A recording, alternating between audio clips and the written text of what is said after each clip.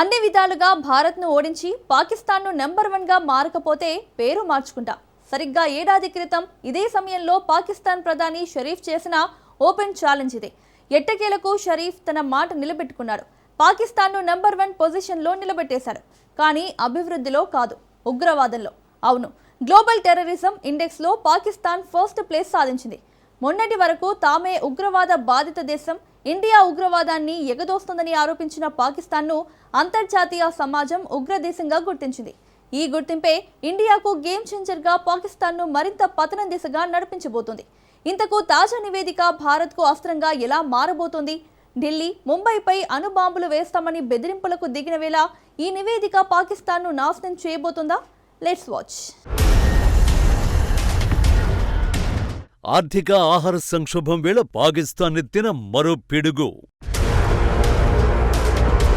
Global terrorism ఇండెక్స్లో ఉగ్రదేశానికి మొదటి స్థానం.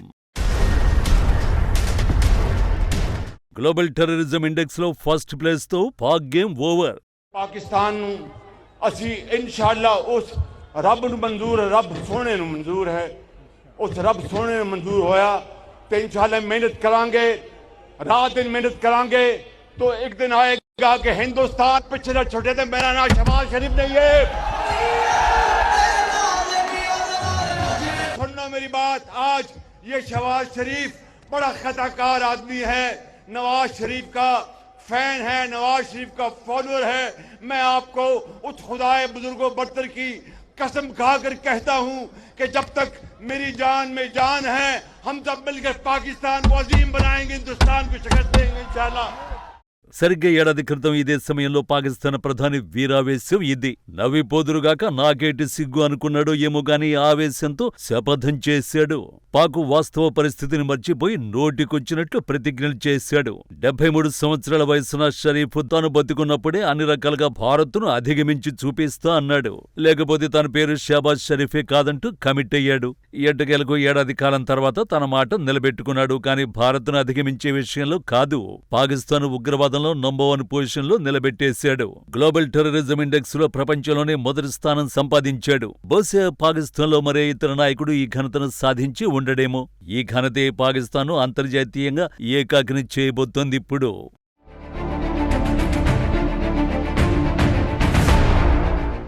అవును, గ్లోబల్ టెర్రరిజం ఇండెక్స్ లో పాకిస్తాన్ మొదటి స్థానంలో ఉంది. Institute for economics and peace విడుదల చేసిన GTI 2026 రిపోర్టు ప్రకారం తొలిసారిగా పాక్ ఇండెక్స్ లో నంబర్ 1 గా నిలిచింది. ఈ నివేదిక ప్రకారం 2025లో పాకిస్తాన్ లో 1045 ఉగ్రవాద ఘటనలు నమోదవగా 1139 మంది మరణించారు. 2013 తర్వాత ఇది అత్యధిక సంఖ్య. ఈ లెక్కలు ఆ దేశంలో క్షీణిస్తున్న భద్రతా పరిస్థితిని ప్రతిబింబిస్తున్నాయి. ఆఫ్ఘన్తో పేలవమైన సంబంధాలు, నిషేధిత ఉగ్రవాద సంస్థలైన తెహ్రీక్-ఈ తాలిబాన్, పాకిస్తాన్, బలూచిస్తాన్ లిబరేషన్ ఆర్మీల దాడులు పెరగడమే ఈ పరిస్థితికి ప్రధాన కారణాలని నివేదిక పేర్కొంది.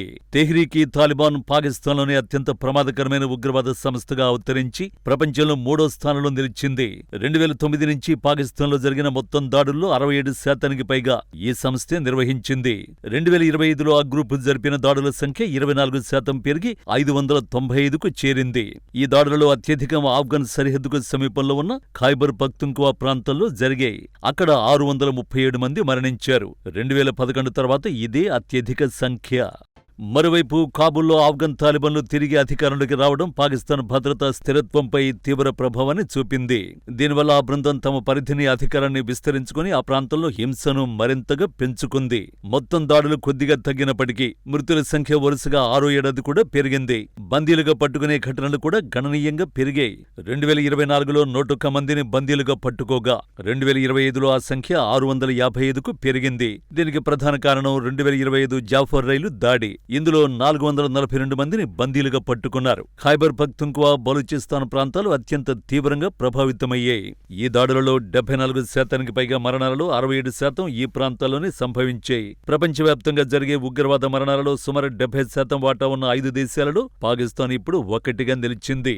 ఈ దేశాలలో Burkina Faso, Nigeria, niger, democratic republic of Congo కూడా ఉన్నాయి. పాకిస్తాన్లో భద్రతా పరిస్థితి క్రమంగా క్షీణిస్తోందని ఈ నివేదిక స్పష్టంగా సూచిస్తోంది. కానీ ఈ నివేదిక భారత్కు ఎందుకంత కీలకం? ఇన్నాళ్లు పొరుగు దేశాల మీదకు ఉగ్రవాదుల్ని ఉస్సుగొల్పిన పాకిస్తాన్కు ఇప్పుడు అదే ఉగ్రవాదం రిటర్న్ గిఫ్ట్ ఇస్తోంది. పామును పెంచితే అది ఎప్పటికైనా యజమానిని కరుస్తుంది అన్న సామెతను పాకిస్తాన్ అక్షరాల నిరూపించింది. ఆర్థికంగా దివాలా తీసినా, పిండి కోసం క్యూ కట్టినా ఉగ్రవాద ఉత్పత్తిలో మాత్రం తమకు సాటి లేరని ఆ దేశం నిరూపించుకుంది. పాక్ సైన్యం మేము రక్షకులమని చెప్పుకుంటున్నా గ్లోబల్ ఇండెక్స్ మాత్రం మీరు ఉగ్రవాదానికి అడ్డా అని సర్టిఫికెట్ ఇచ్చేసింది. ఇక భారత్కు ఈ పరిణామం ఎందుకు కీలకమన్న ప్రశ్నకే వస్తే పాక్ ఈ ఇండెక్స్ లో అగ్రస్థానంలో ఉండడం కేవలం ఒక నంబర్ మాత్రమే కాదు, ఇండియాకు దౌత్యపరంగా, రక్షణ పరంగా చాలా బలమైన ఆయుధం. దీనికి 5 కారణాలున్నాయి. మొదటిది, అంతర్జాతీయ వేదికలపై పాక్ అస్సలు రంగు బయటపెట్టే ఛాన్స్. ఇన్నాళ్లు ఉగ్రవాదంపై ఇండియా చేస్తున్న ఆరోపణల్ని కొన్ని దేశాలు పట్టించుకోనట్లు నటించేవి. కానీ ఇప్పుడు ఒక స్వతంత్ర గ్లోబల్ ఇండెక్స్ పాకిస్తాన్ నంబర్ 1 అని తేల్చడంతో భారత వాదనకు ప్రపంచవ్యాప్తంగా తిరుగులేని గుర్తింపు వస్తుంది. రెండోది, ఆర్థిక ఆంక్షలు. ఉగ్రవాదానికి నిధులు సమకూరుస్తున్న దేశంగా పాకిస్తాన్ తిరిగి financial action task force grey list లేదా బ్లాక్ లిస్ట్ లోకి నెట్టడానికి ఈ నివేదిక భారత్కు గొప్ప ఆధారమవుతుంది. దీనివల్ల పాక్ అందే విదేశీ పెట్టుబడులు, రుణాలు ఆగిపోతాయి.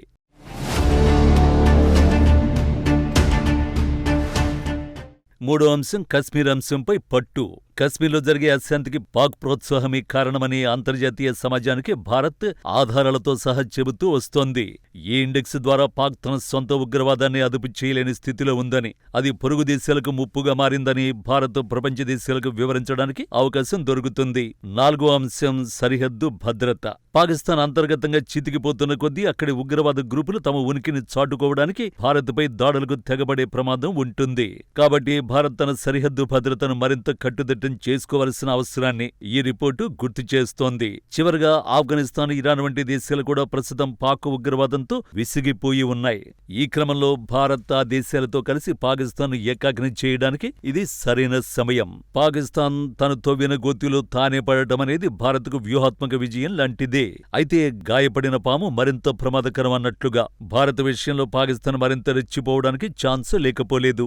ఇటీవల అమెరికా నిఘా విభాగాధిపతి తమ దేశానికి అసలైన అణుముప్పు పొంచి ఉంది పాకిస్తాన్ నుంచే అని ప్రకటిస్తే, ఆ దేశ మాజీ రాయబారి తమపై అమెరికా దాడి చేస్తే తాము భారత్పై అణుబాంబులు వేస్తామని బెదిరింపులకు దిగాడు. కాబట్టి దౌత్య యుద్ధంతో పాటు రియల్ వార్ కు కూడా భారత్ సిద్ధంగా ఉండాల్సిందే. ఈ కార్యక్రమాన్ని మీకు సమర్పించినవారు నాగార్జున సిమెంట్ వారి విశిష్ట డ్యామ్ గుడ్ సిమెంట్.